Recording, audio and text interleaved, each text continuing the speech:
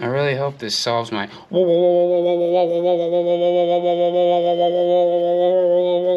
Should be a step in the right direction. Hopefully it can't be any worse. It could be, but... We are working on the Porsche 944, doing a rear wheel bearing. We already took the rear brake caliper off. Basically, you just need to undo this clip here on the brake line so that that is free, and then you set that aside. Handbrake assembly out of the way.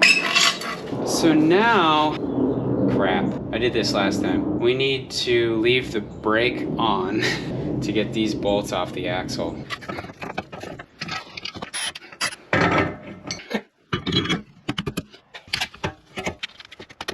We are working on the... Do you want me to restart the... Yeah, maybe. Flip? Alright, so we are doing the rear wheel bearing on this 1983 Porsche 944. I think 1983 to 85 have the same sort of wheel bearing setup. Very first thing you got to do is get the outer CV axle loose. So we've got a flathead screwdriver stuck in the rotor, holding this axle in place for us so that we can crack loose these bolts.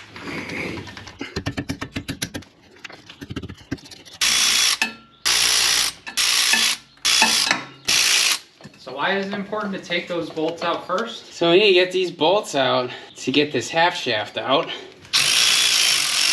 And you can't get those bolts loose without the rotor there.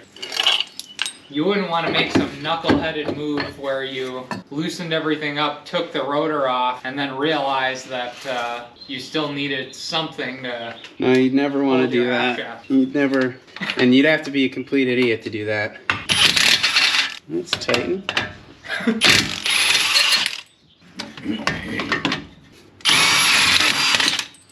All right, that's off. So now, all right, so we've got our CV axle off.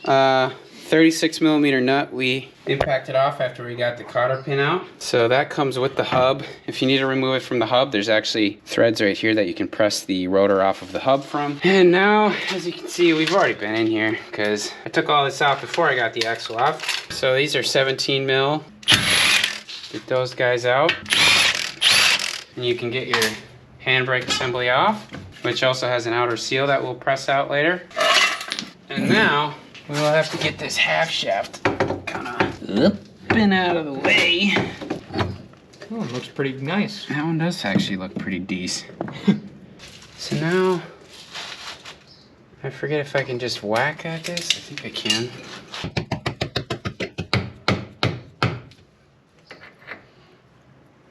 Remember that the bevel goes inward.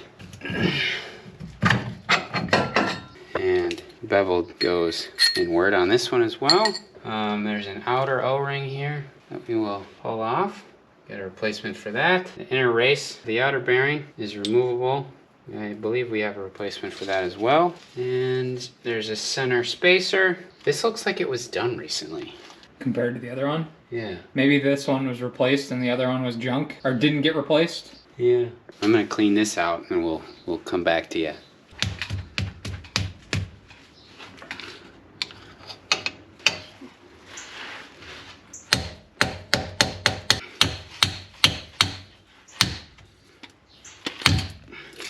Yeah, it just came out. I don't know if that's the best method. Probably run the risk of scoring this surface, but it's just the seal surface, so how bad could it really be? Well, there should be. Indeed, there is a snap ring right to the. Now, we are going to need to switch to the inside snap ring setting. Put this one in here. Really put it in a precarious spot because I am absolutely flying blind. But came out no problem.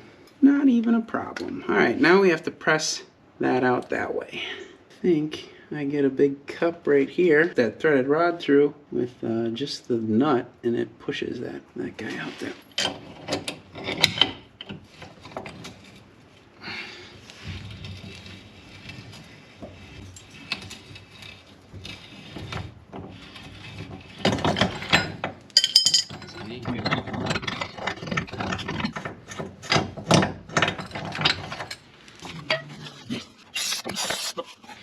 Alright, now plop in our inner, add a little bit of grease to it, hammer it home with the impact socket that you use to get the axle nut off of.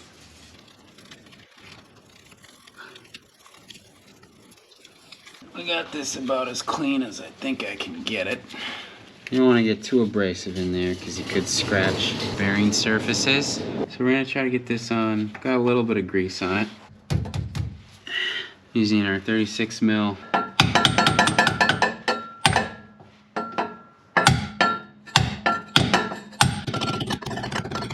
tell you, that exhaust is just in the perfect spot.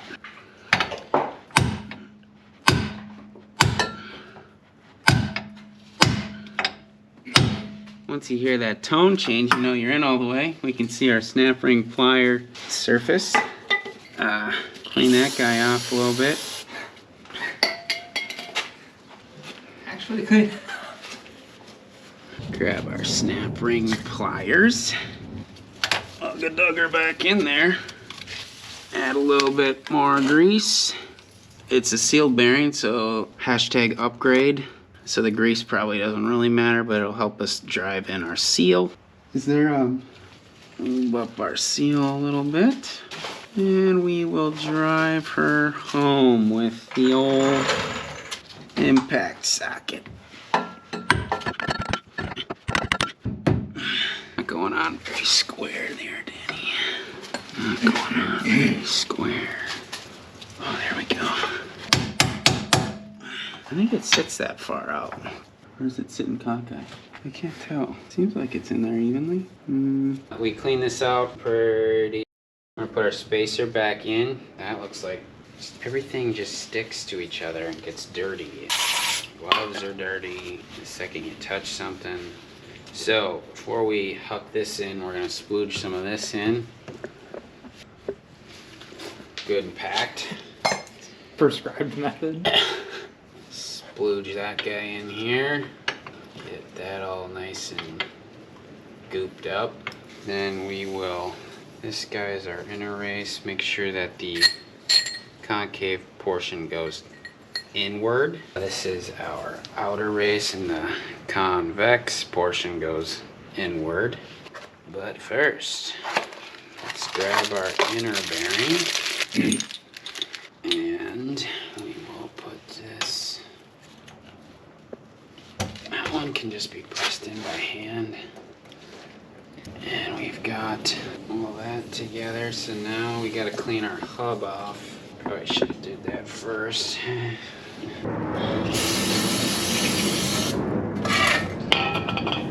Get our seal out.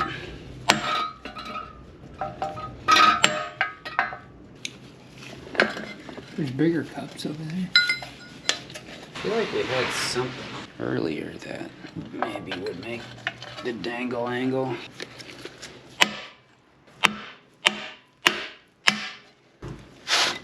I want you to go.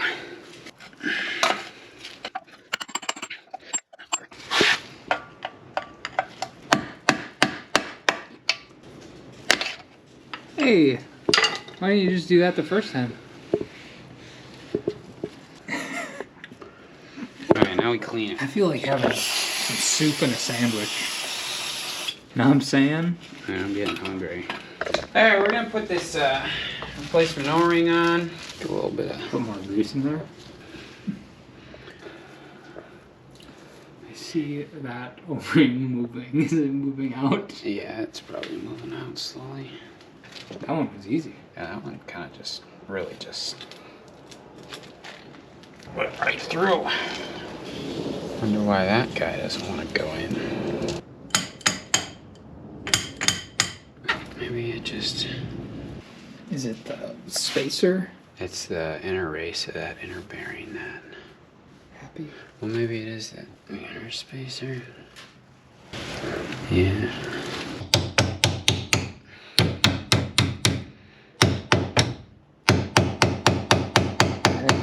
You might be bottomed out on something now. Well, that might be far enough in for it to assemble. You have one more thing to put on there, though, right? Yeah, this rag on the outside. That's not Even it. Alright, so convex portion in and okay.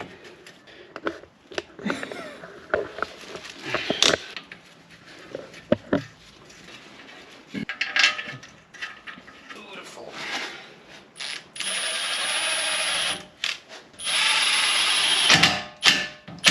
Alright.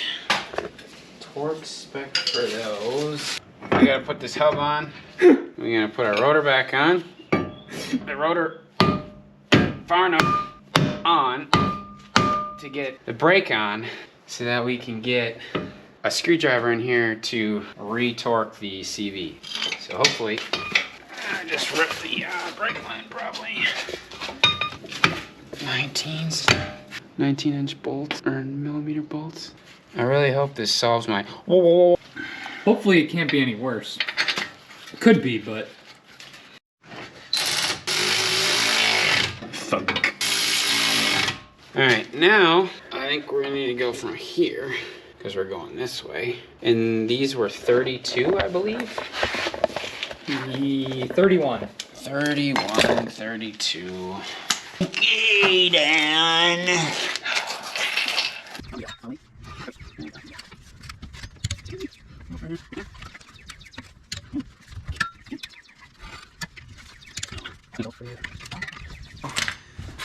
31 foot-pounds for the axle stuff. Did we torque these 19s yet? No. We torqued the caliper bracket. Those are 19 millimeters, torqued to 63 foot-pounds. The CV, the universal joint was 31 foot-pounds. The hub carrier thing that's behind the rotor was 40, I think, the 17 mils. And then the axle spindle bolt is like 280. And if it doesn't line up with the cotter pin, you tighten to line it up. So it's 280 to like 360 or something like that. We're just gonna make sure this is nice and clean so that we have all of the mating surface contacting to keep this stuff together. We're gonna ugga-dug it, and then we're gonna have to big breaker bar torque this on the ground with the tires chocked. This concludes. Now that I've stood on my 2-foot breaker bar, torquing this until it doesn't move, because I'm around 150 pounds, breaker bar is 2 feet or so, should be around 300 foot-pounds of. We look in here to see that our hole on the axle is lined up for the castle nut. So then we jack the car back up, take the wheel off. Unless there's a smarter way to do this, this is really the only way that we foresee being able to do this. So you gotta torque it with the wheel on. Then you gotta come back in and put your cotter pin back in if you can stuck it. And there we car. Where's the second leg is gonna be too short to use, Dan. Too short to use, they say. Kinda like me. Alright. 90 foot-pounds on the wheels and go center, bud. But let's not drop down till we get the wheel on. Bud.